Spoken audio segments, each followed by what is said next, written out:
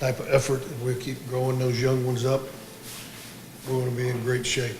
You know, we started this game tonight playing an offensive line that's got one freshman, two sophomores, two juniors, and a defensive line that's sophomores and juniors. We're young. We're getting better every rep, and that's what we have to do. And I'm depending on these seniors to keep growing those guys up.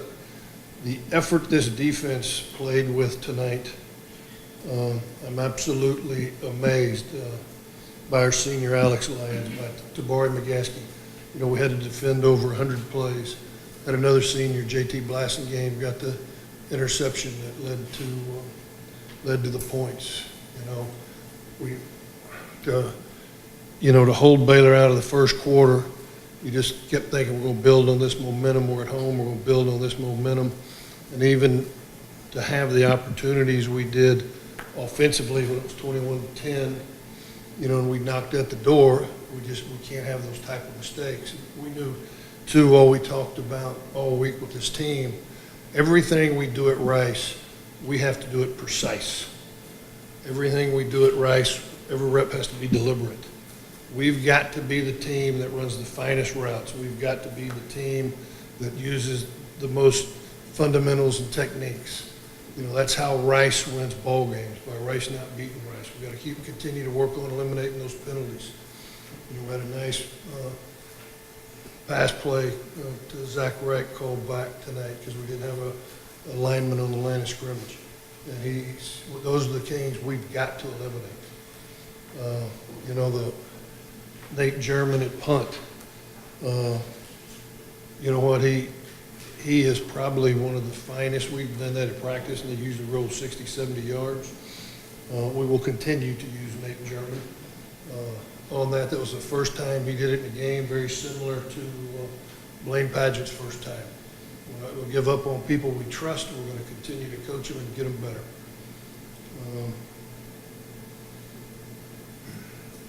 It's amazing, too, when Chris Delcani put Baylor on our schedule 8 years ago, they were probably the worst football team in the Big 12. And what they did by investing in their program is what we're doing at Rice right now. We have invested in this facility. It's still going to continue with renovations and improvements. And we're waking up and we're going to attract, as fine as these student athletes are, we're going to continue to build on great teams here and continue to recruit. And it's about the investment. You see how that's paid off at Baylor. And it's going to pay great dividends for us here also. Any questions for me? Coach, was that the best your defense has played? I mean, you talk about that first quarter. Yeah, absolutely. To hold Baylor to no points in the first quarter, that's hard to do. Like I said, when you defend over 100 plays on the day, they just keep coming at you. And they're big physical offensive line. They're extremely fast receivers. Having Russell back, he's as accurate a passer as there is in the country. Like I said, we've got, we knew they were going to hit some plays today, but you watched, even when they completed on JT over there, it was like he was a shadow.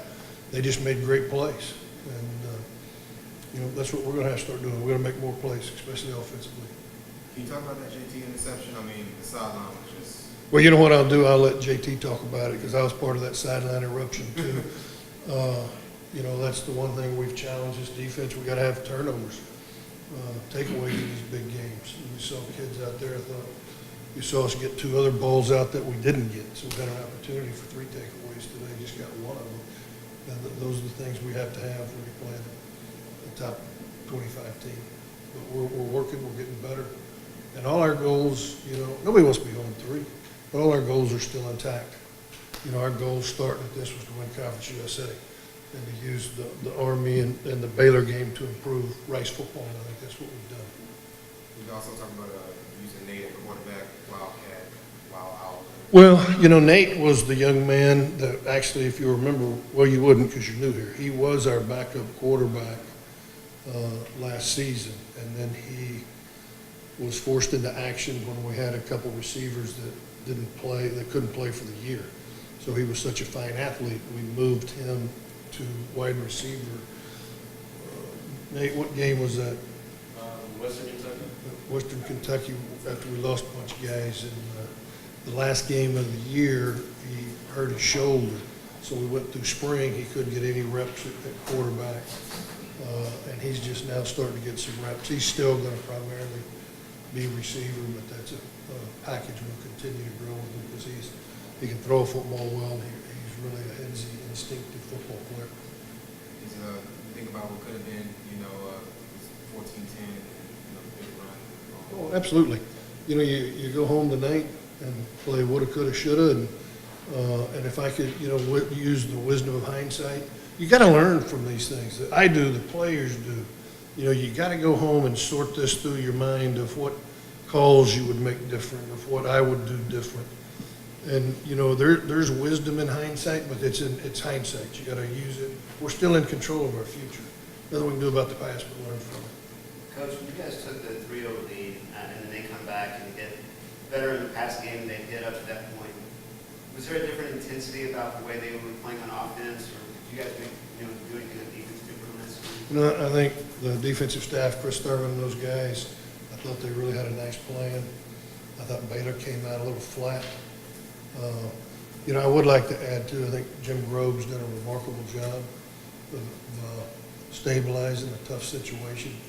He's a gentleman I've known for a long time, and I think for them to play the way they've had is taking a man like Jim Grove but I think that they came out a little flat and we came out excited. Coach, two things. First, you get in the red zone and you score both opportunities and every time possession. It's pretty much even 29-30. What did you all talk about, especially going in halftime, coming back out in the second half and getting your hands on the ball and then just moving forward? Well, we struggled in the second half, moving it. Nate, actually it was hot and humid out there tonight. We had a couple guys that had to get IV'd at halftime because they were cramping on the sidelines. But we came out, we were going to get the ball, and our plan was to take it and go down there and score. But it just didn't happen. And we didn't, at that point, too, we didn't have Nate starting at the third quarter. We'll continue to use Nate, but Tyler's going to be our starting quarterback. There's a lot of that when Baylor put their ears back and blitz, we got to get receivers open. Those guys got to compete and get open. He's got to put the ball in there. Any concern about Tyler, after tonight, or you just tell No, Baylor's a top 25 team. They're Phil Bennett does a great job defensively. Those corners are a little bit bigger, they're a little bit faster than we are. I'm not concerned at all. We gotta, when you play a team like that, you gotta make sure every one of us improves. It's an improve me, improve the team. And hopefully that's the balance we get from this. David, your running game did average over 5 yards a rush, which was, so you're talking about improving every game. Look like the running game is improving and making necessary steps.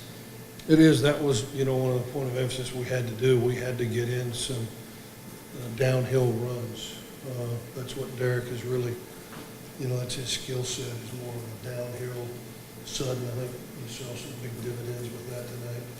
We're going to continue to work a lot of